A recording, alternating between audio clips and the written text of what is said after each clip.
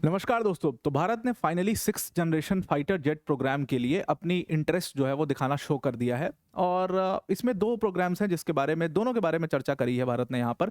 इसी के ऊपर थोड़ा सा हम आज चर्चा करने वाले हैं। एक तो हो गया अपना FCAS प्रोग्राम और दूसरा अपना GCAP प्रोग्राम। अब देखिए दोनों में फ़र्क वही है। फ़र्क ये है, बहुत बड़ा फ़र्क है कि भाई हमें सिक्स जनरेशन फाइटर जेट चाहिए, चाहे वो कहीं से भी चाहिए। फ्रांस, स्पेन और जर्मनी उनका FCAS प्रोग्राम और दूसरी तरफ GCAP प्रोग्राम जिसमें यूके, इटली और जापान का है। अब दोनों तरफ अगर हम देखें तो वैसे तो टाइम के डिलेज भी हैं, टारगेट जो ईयर है उससे दिख रहा है कि वो अचीव नहीं होने वाला, उससे कहीं ज़्यादा आगे जाने वाला है, ये सारी चीज़ें तो हम देख रहे हैं। लेकिन इन दोनों में से कौन सा प्रोग्राम सही रहेगा भारत के लिए, उसके ऊपर थोड़ी सी चर्चा करनी ज़रूरी है। अब इसमें हम भारत की थोड़ी सी स्ट्रेंथ के बारे में भी चर्चा करेंगे और क्यों सिक्स जनरेशन फाइटर जेट की प्रोग्राम की ज़रूरत है उसके ऊपर भी चर्चा करेंगे।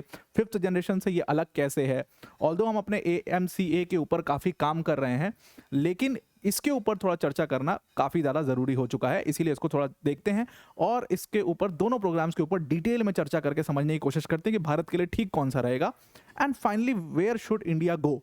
अब डिटेल में डिस्कस करने से पहले एक बहुत बड़ी अनाउंसमेंट अनअकैडमी टीम की तरफ से कि अगर आप UPSC CSC की प्रिपरेशन कर रहे हैं तो अनअकैडमी आपके लिए वन स्टॉप सॉल्यूशन है। Prelims is write down the corner, कुछ ही महीने बचे हैं प्रीलिम्स के लिए और उसमें आपको रिवीजन की बहुत ज़्यादा ज़रूरत है। इसके लिए अनअकैडमी रिवीजन टेस्ट सीरीज आपके काम आएगा। अनअकैडमी रिवीजन टेस्ट सीरीज जो है वो आपको 2500 high quality prelims questions provide करेगा, जिससे आपकी बहुत ही अच्छी रिवीजन हो जाएगी। दूसरी चीज़, यहाँ पर 8 सब्जेक्ट वाइज ऑनलाइन टेस्ट मिलने वाले हैं, 22 फुल लेंथ टेस्ट मिलेंगे आपको OMR बेस्ड प्रैक्टिस के साथ और एकदम आपको रियल लाइफ एग्जाम सिचुएशन यहाँ पर मिलने वाली है। तो इसको आप ज़रूर से ज़रूर ज्वाइन करिए इस प्रोग्राम को। आप मेरा कोड इसमें इस्तेमाल कर सकते हैं, APYT10 ये मेरा कोड है जिसको आप इस्तेमाल करके इस बैच को ज्वाइन कर सकते हैं। लिंक इसका आपको डिस्क्रिप्शन में मिल जाएगा और प्राइस सिर्फ 1999 है। Now coming back to the topic. अब भारत अपना फिफ्थ जनरेशन प्रोग्राम AMCA को डेवलप कर रहा है ऑलरेडी और इससे हमारे पास फिफ्थ जनरेशन फाइटर जेट आ जाएगा। लेकिन इसके साथ साथ भारत 2 और six generation fighter jet programmes को ज्वाइन करने की इंटरेस्ट भारत ने शो करी है। तो अभी recently Indian ministry of defence ने पार्लियामेंट्री स्टैंडिंग कमेटी को इन्फॉर्म किया कि भाई ऐसे 2 प्रोग्राम्स हैं जिनको हम देख रहे हैं और दोनों में हमारा इंटरेस्ट है। एक तो अपना GCAP हो गया जिसको ग्लोबल कॉम्बैट एयरक्राफ्ट प्रोग्राम कहा जा रहा है, विच is led by UK, Italy and Japan. और दूसरा जो है जिसमें भारत का थोड़ा सा फोकस है वो फ्यूचर कॉम्बैट एयर सिस्टम्स यानी कि FCAS प्रोग्राम, which is led by France, Germany and Spain, the heavyweights of Europe.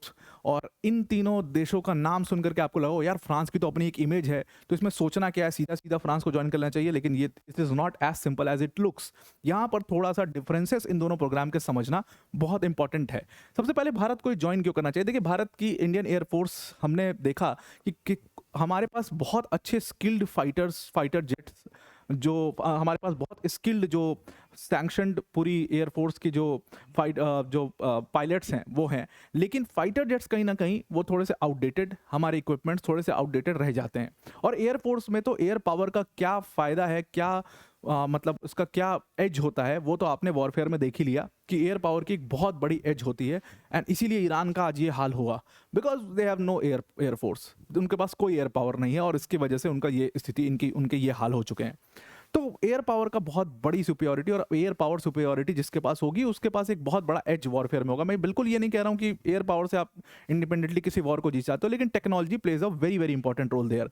तो इंडिया ने साफ साफ कह दिया कि हम इन दोनों में से कोई एक प्रोग्राम को ज्वाइन करना चाहते हैं, बिकॉज इंडिया समझ रहा है इस चीज़ को कि अगर आपको चाइना को कॉम्बैट में, अगर आपको चाइना को थोड़ा सा डिटरेंस पर रखना है, थोड़ा सा वो डिटरेंस क्रिएट करनी है, तो कहीं ना कहीं आपके पास एक अच्छा सिक्स जनरेशन फाइटर जेट होना चाहिए। अगर आप स्ट्रेंथ देखो चाइना और भारत की, तो चाइना लगातार कई सालों से बहुत ज़्यादा फोकस कर रहा है अपने इन प्रोग्राम्स के ऊपर। चाइना ऑलरेडी, अगर आप टोटल एयरक्राफ्ट की मतलब नंबर्स देखो तो लगभग 3300 पे पहुंच चुका है। भारत जो है उसके पास 2200 है। नन्ना मुन्ना पाकिस्तान की भी यहाँ पर दी हुई है, आई डोंट नो व्हाई, इसको इग्नोर करिए। फाइटर एयरक्राफ्ट की बात करें तो चाइना के पास 1300, भारत के पास 500। तो लगभग ये नंबर्स हैं। हम काफ़ी ज़्यादा पीछे जाते जा रहे हैं, ऐसा कई सारे इंडियन एयरफोर्स के जो रिटायर्ड ऑफिसर्स हैं उनका कहना था। कई सारे जो मिलिट्री एक्सपर्ट्स हैं उनका कहना है कि हमें कहीं ना कहीं सिक्स जनरेशन फाइटर जेट्स के ऊपर फोकस करना चाहिए। और इसीलिए गवर्नमेंट ने भी इस चीज़ को फील किया है, क्योंकि आप देखिए चाइना के पास अभी फिलहाल 2 operational fifth generation stealth fighter jets हैं, J-20 और J-35A। और कहा जाता है कि जब तक हम एएमसीए कंप्लीट करेंगे, अपना एएमसीए प्रोग्राम कंप्लीट करेंगे और उसको इंडक्ट करेंगे, उस समय तक चाइना के पास लगभग 1000 J20s होंगे। इतना तेजी से प्रोडक्शन वहां पर चल रहा है। तो आप समझ सकते हैं कि नंबर कितना बड़ा है। 1000 J20s होना कितना बड़ा एज है।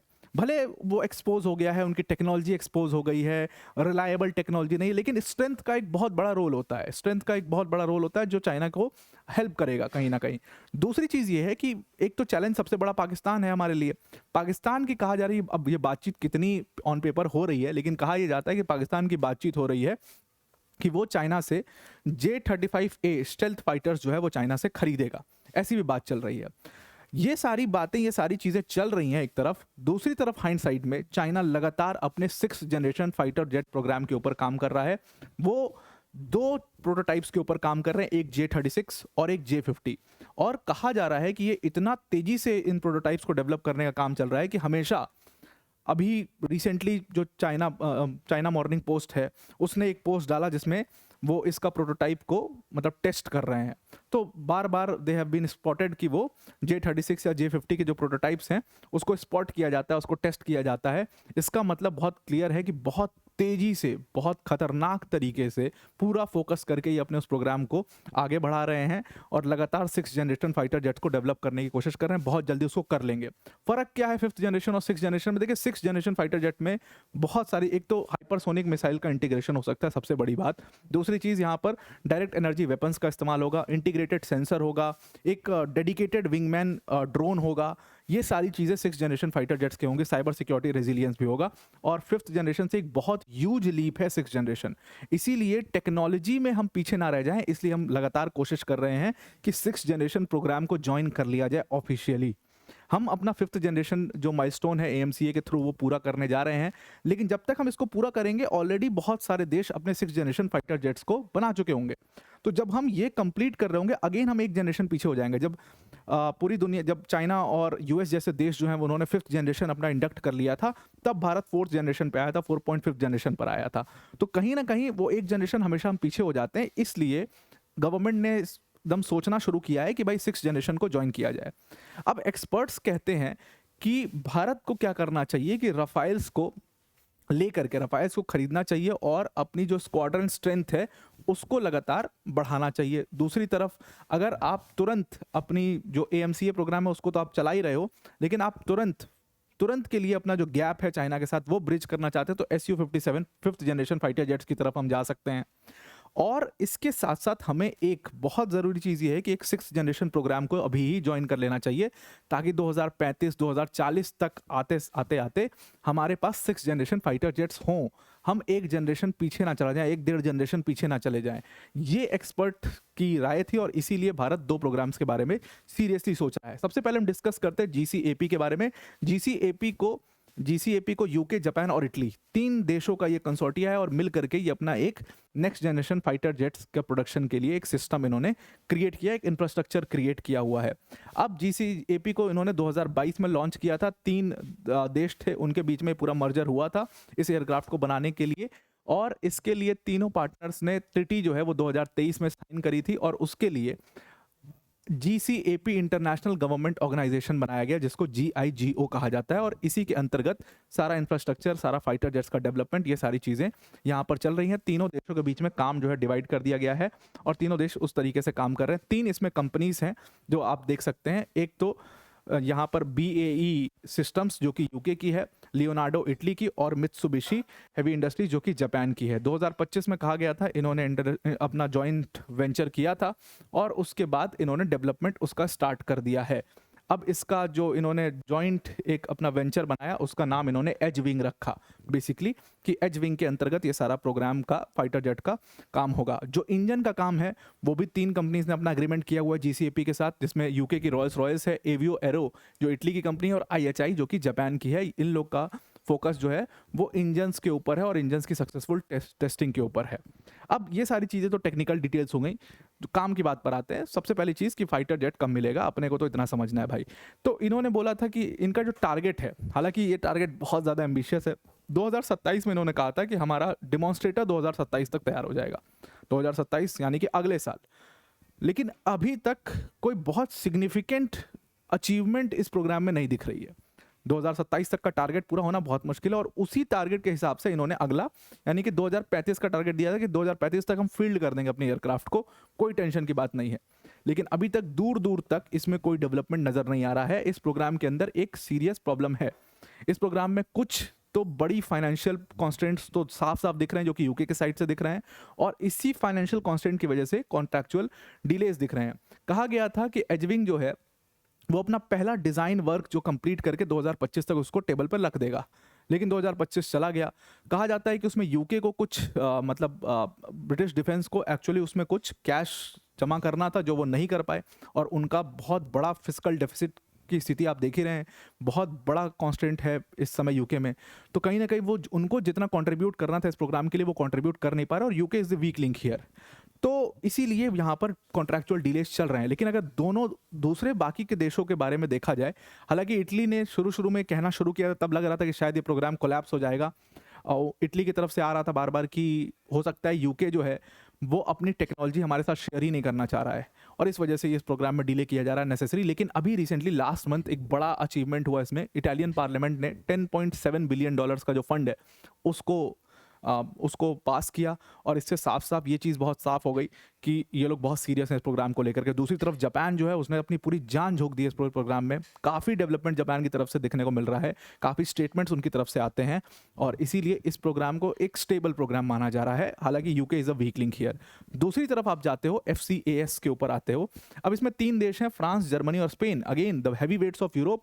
और फ्रांस का नाम सुनते ही एक इमेज सी क्रिएट हो जाती है कि ऑलरेडी डिफेंस मैन्युफैक्चरिंग में फ्रांस का बहुत बड़ा नाम है और फ्रांस ने काफ़ी कुछ अचीव किया हुआ है डिफेंस मैन्युफैक्चरिंग के अंदर। तो अगर ये इनका जो प्रोग्राम है ज़्यादा स्टेबल होगा, बहुत अच्छा होगा, लेकिन ये बिल्कुल गलत फहमी है। इनका जो 6th generation fighter jet programme है इन्होंने अपनी डेट एकदम हिसाब से 2040 की रखी हुई है कि 2040 तक हम अपने एयरक्राफ्ट को फील्ड करेंगे। इसमें 2 कंपनी है, एक तो फ्रांस की डसॉल्ट एविएशन है, ऑब्वियसली वही होगी, और दूसरी तरफ जर्मनी और स्पेन को रिप्रेजेंट कर रहा है यहाँ पर एयरबस। अब प्रॉब्लम यहाँ पर यह आता है कि जो पूरा काम डिवाइडेड है, डसॉल्ट एविएशन जो है वो क्रूड NGF के ऊपर काम कर रहा है, एयरबस जो है वो ड्रोन के डिज़ाइन के ऊपर और क्लाउड कैपेबिलिटीज़ के ऊपर, स्टेल्थ टेक्नोलॉजीज़ के ऊपर, इन सारी चीज़ों के ऊपर काम कर रहा है। इंजन के ऊपर सैफरान कंपनी काम कर रही है, स्पेन की एक और स्पेन बेस्ड कंपनी इंदिरा वो सेंसर सिस्टम्स के ऊपर काम कर रही है। सबका काम पूरी तरीके से डिवाइडेड है, लेकिन इसमें आप साफ साफ क्लैशेस देख सकते हो। ये प्रोग्राम बहुत ज़्यादा अभी डिले चल रहा है इसके ऊपर। एग्जैक्टली अगर हम बहुत सीधे शब्दों में कहें तो एक्चुअल में इसके ऊपर काम शुरू ही नहीं हुआ है, क्योंकि एयरबस और डसॉल्ट एविएशन के बीच में वर्क शेयरिंग कंट्रोल को लेकर के खूब ज़्यादा क्लैशेस साफ साफ यहाँ पर नज़र आ रहे हैं। एक्चुअल में जो पूरा डसॉल्ट एविएशन है वो इस पूरे डिज़ाइन के ऊपर अपना कंट्रोल लेना चाह रहा है और डसॉल्ट एविएशन के जो CEO हैं उनका स्टेटमेंट आप देखिए, उनका स्टेटमेंट साफ साफ बताता है कि क्लैशेस एकदम क्लियर कट क्लैशेस दिख रहे हैं। डसॉल्ट एविएशन के CEO ने स्टेटमेंट देते हुए कहा था कि डसॉल्ट एविएशन ऑलरेडी एक नेम है, ऑलरेडी एक ब्रांड है, अकेले हमारे पास इतनी शक्ति है कि हम अपना एयरक्राफ्ट बना सकते हैं। ये स्टेटमेंट जब उन्होंने दिया तो ये बात एयरबस को थोड़ी सी बुरी लग गई और एयरबस ने भी इसका जवाब दिया। एयरबस के कंपनी के जर्मन चांसलर ने भी स्टेटमेंट दिया था, एयरबस कंपनी के CEO ने भी इसमें स्टेटमेंट दिया था। अब जर्मनी के चांसलर का कहना था कि पता नहीं, हम तो चाह रहे थे कि एक पूरा ट्रायो जो बना हुआ है इसके तहत एक 6th generation fighter jet programme के तहत एक अच्छा फाइटर जेट बनना चाहिए, इसकी डिज़ाइन कैपेबिलिटीज़ बहुत नेक्स्ट लेवल की होंगी, लेकिन वो कितना हो पाएगा इसके ऊपर आई एम वेरी अनसर्टेन। पता नहीं ये कोलैबोरेटिव एयरक्राफ्ट कितना काम कर पाएगा। जब जर्मन चांसलर ने ये कह दिया तो अपने आप में आप समझ सकते हो कि वो शक की सुई जो है आ चुकी है इस प्रोग्राम के ऊपर। कहा जा रहा है इतना कमज़ोर हो चुका है पूरा प्रोग्राम कि कभी भी कोलैप्स कर सकता है। एयरबस ने अपना पब्लिक स्टेटमेंट दिया था, उन्होंने कहा था कि एक सॉल्यूशन है, ये सॉल्यूशन ये हो सकता है कि हम अलग अलग 2 डिज़ाइंस बनाएं और 2 फाइटर जेट्स बनाएं एक ही प्रोग्राम के अंदर। FCAS के अंदर ही 2 fighter jets 6th generation fighter jets बनाई जाए। अब आप सोचो कि ये तो बिल्कुल एनर्जी वेस्ट करने वाली बात है जो ये कर रहे हैं, और 2 फाइटर सॉल्यूशन जो है ये साफ साफ दिखाता भाई तो फिर अलग अलग बना लो, फिर कोलैबोरेशन करने की ज़रूरत ही नहीं है। तो कहीं ना कहीं ये 2 फाइटर जेट सॉल्यूशन जो है वो दिखाता है कि this programme is ready to collapse. अब यहाँ से सवाल शुरू होता है कि भारत को कौन सा ज्वाइन करना चाहिए। The answer is, the solution is कि भारत को एक more simple, easy, stable programme की तरफ जाना चाहिए। अनलेस और अनटिल की डसॉल्ट एविएशन की इमेज अच्छी है, इमेज बहुत बड़ी है, तो हम इसकी तरफ चले जाएं। तो कहीं ना कहीं वो एक डिसीजन मेकिंग बहुत इंपॉर्टेंट हो जाएगी। आई थिंक दीज पॉइंट्स, ये पॉइंट्स खुद सारे के सारे जो मिलिट्री एक्सपर्ट्स हैं उनके पॉइंट है जो मैं आपके सामने लेके आया। मैं कोई बहुत बड़ा मिलिट्री एक्सपर्ट नहीं हूँ, उन्हीं के पॉइंट जो मैं लेके आया हूँ, और उनका मानना है कि भारत को जीसीएपी की तरफ थोड़ा सा ज़्यादा झुकाव होना चाहिए और जीसीएपी के बारे में थोड़ा सा ज़्यादा सोचना चाहिए। तो अब आपको पूरा आर्टिकल समझ में आ गया होगा। आज के लिए इतना ही। Thank you and have a nice day.